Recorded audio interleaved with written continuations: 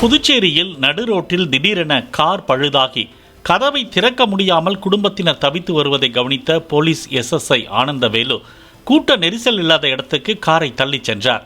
இதனை கவனித்த சிலர் காரை தள்ளிச் செல்ல அவருக்கு உதவினர்.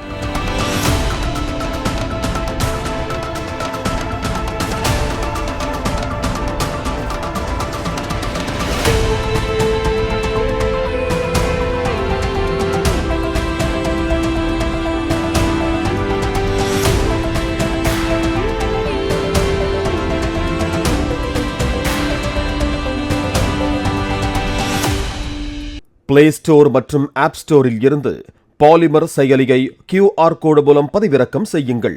செய்திகளை உடனுக்குடன் பெறுங்கள்.